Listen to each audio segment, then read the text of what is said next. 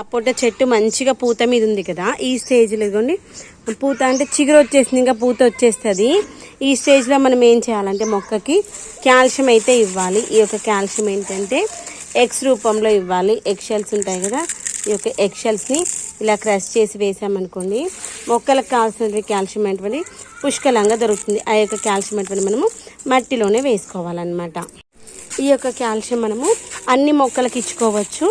పండ్ల మొక్కలకి, కూరగాయల మొక్కలకి, పూల మొక్కలకి, అన్ని మొక్కలకి ఇవ్వచ్చు. ఈరోజు చెప్తే కొంచెమే తీసుకొచ్చాను, అది ఓన్లీ పండ్ల మొక్కలకైతే ఇస్తున్నాను. సాయంత్రం వచ్చినప్పుడు తీసుకొచ్చి ఇంకా మిగిలిన మొక్కలకి ఇద్దాము. ఇప్పుడు ఒక 2 మొక్కలకు 3 మొక్కలకు మాత్రమే వస్తుంది. ఇదిగోండి దీన్ని మనము ఇలా క్రష్ చేసుకోవాలన్నమాట. ఏదైనా ఒక ప్లేట్తో కానీ దీంతో క్రష్ చేసామనుకో మంచిగా క్రష్ అయిపోతుంది. ఇదిగోండి దానిమ్మ మొక్క మంచిగా పూత ఖాతా వచ్చేసింది కదా, ఈ స్టేజ్లో విట్టిచ్చేద్దాము. మనకు వచ్చినటువంటి కాయ అంటుంది మంచిగా నిలిచిపోతుంది. అందుకు తినేది కాదమ్మా. తర్వాత మొక్కలకి వాటరింగ్ కూడా చేసుకుందాము. ఈ మొక్క మంచిగా కాయ వస్తే బాగుండు, పూత వస్తే బాగుండు అనుకుంటున్నాను. చూద్దాము. ఈరోజు వీటికి మనము మాగిన పశువుల ఎరువు అయితే ఇద్దాము అన్ని మొక్కలకి. మొన్నటిని అనుకుంటున్నాను, కుదరట్లేదు. ఇదిగోండి మొన్న మునగాకు మన చెట్టు నుండి తెంపుకుపోయాను, ఇంకా వస్తుంది. పూత వస్తే బాగుండు, చూద్దాము. వీటికి ఈ మధ్యలో అసలు నేను లిక్విడ్ పోషకాలు ఇవ్వట్లేదు, అందుకోసం అలా డల్గా ఉంది. ఇదిగోండి ఈ యొక్క అంజీర్ మొక్కనైతే చెట్టు మీదనే అన్నీ తినేస్తున్నాయని చెప్పగలరు. ఇదిగోండి కాయలు మొత్తం తినేసి ఇదిగోండి అసలు ఏమీ లేకుండా చేసేస్తున్నాయి. అదే మక్క కూడా మక్కని ఇస్తలేదు. చిన్న పక్షులు ఉంటున్నాయి, అవి ఎర్లీ మార్నింగ్ వాటి యొక్క సౌండ్ అయితే మస్తు ఉంటుంది, ఆ పక్షులు తినేస్తున్నాయి. ఇదిగోండి కాయలు అయితే మంచిగా వచ్చాయి. ఇదిగోండి ఈరోజు గోరింటాకు అయితే హార్వెస్ట్ చేసుకుందాము. ఇలా కొమ్మలు కట్ చేసుకుంటే మళ్ళీ వచ్చేటువంటి చీగులు అనేటువంటివి మంచిగా వచ్చి ఆకులు పెద్దగా వస్తాయి. ఆకులు తెంపొద్దు, ఆకులు తెంపకుండా ఇలా కొమ్మలే తెంపుకోవాలి. కొమ్మలు తెంపుకుంటేనే మంచిగా వస్తుంది చిగురు. ఇదిగోండి ఇవి ఇంకా ఆకు పెద్దగా కావట్లేదు, తెంపేసుకుందాము. తెంపేసుకొని ఈవినింగ్ అన్ని మొక్కలతో పాటు దీనికి కూడా మాగిన పశువుల ఎరువు వేసుకుందాము. మాగిన పశువుల ఎరువు వేసామంటే మొక్కలు మంచి రిజల్ట్ అయితే కనిపిస్తుంది. ఇదిగోండి కోడి పిల్లలకి మనం పెట్టినటువంటి వడియాలు బాగా నచ్చినాయి. మొత్తం వడియాల దగ్గరకు వస్తున్నాయి. కొన్ని వడియాలు అయితే మొత్తం పెట్టేశాను. బియ్యాన్ని నైట్ ఒక 4 గంటల ముందు నానబెట్టేసుకొని మిక్సీ పట్టేసుకొని 1కి 6 వాటర్ పోసుకొని వాటర్ మరిగిన తర్వాత మనం మిక్సీ పట్టుకున్నది వేసుకోవాలి. చాలా మంచిగా వస్తాయి. అయిపోయాక చూపిస్తాను.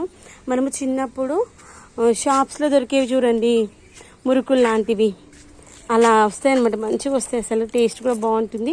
ఒకసారి చేసుకుంటే సంవత్సరం వరకు ఉంటాయి అన్నమాట నిల్వ. ఇంకా లాస్ట్ ఇయర్ చేసినవి ఇంకా చాలానే ఉన్నాయి. ఇంకా ఎండలు బాగున్నాయి కదా, ఈ స్టేజ్లో పెట్టేసుకుంటే మంచి 1 రోజు 2 రోజుల్లో ఆరిపోతాయి.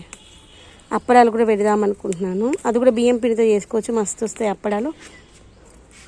ఆ వీడియోస్ అన్నీ కూడా ఈ యొక్క వడియాలు వంటకు సంబంధించిన వీడియోస్ అన్నీ ఈ మన ఛానల్లో పెట్టట్లేదు.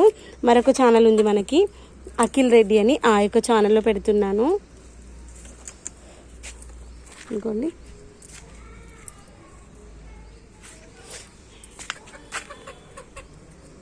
ఇలా మనం అంతా కట్ చేసేసుకుందాం.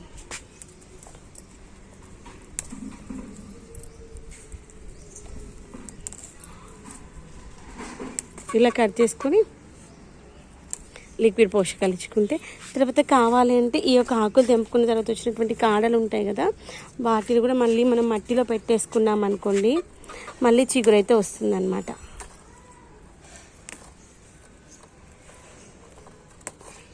ఉంటుంది ఇంత మంచిగా వస్తున్నాయో.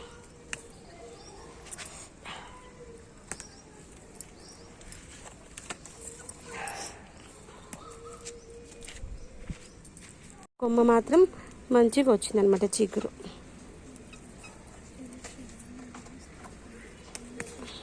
ఇంకోండి ఇలా మంచి చిగురు వచ్చింది.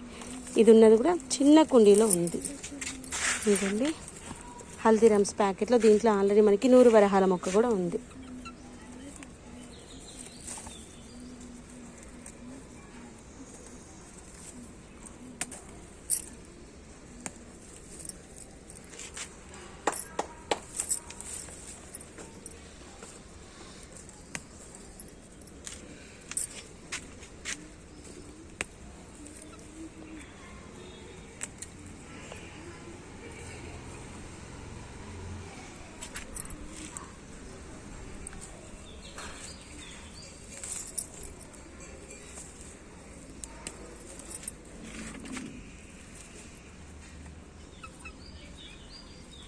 ఇదిగోండి కనకాంబరాలు ఇలా గుత్తులు గుత్తులుగా ఒకటే చెట్టు చిన్నది ఎంత మంచిగా వచ్చే చూడండి. ఇలా మంచి గుత్తులు గుత్తులుగా రావాలంటే మనము లిక్విడ్ పోషకాలు అయితే ఇవ్వాలి. ఎలాంటి లిక్విడ్ పోషకాలు ఇవ్వాలి ఏంటనేటువంటి లాంగ్ వీడియోలో షేర్ చేసుకుంటాను. చూసేయండి ఎంత మంచిగా వచ్చిందో చెట్టు నిండా పువ్వులే.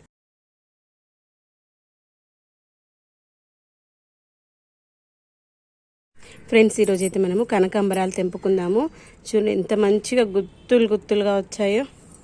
ఇలా మంచిగా ఒక్క చిన్న కుండీలో అయినా కానీ చూడండి, చిన్న కుండ, దాంట్లో మట్టి కూడా నిండలేదు, అయినా పువ్వులు మంచి గుత్తులు గుత్తులుగా వస్తున్నాయి కదా. ఉన్నటువంటి చూడండి, రెండంటే రెండే ఇవి, రెండింటికి అంత మంచి గుత్తులు వస్తున్నాయి. అలా రావాలంటే మనము లిక్విడ్ పోషకాలు అయితే ఇస్తూ ఉండాలి. మాగిన పశువుల ఎరువు ఇవ్వాలి.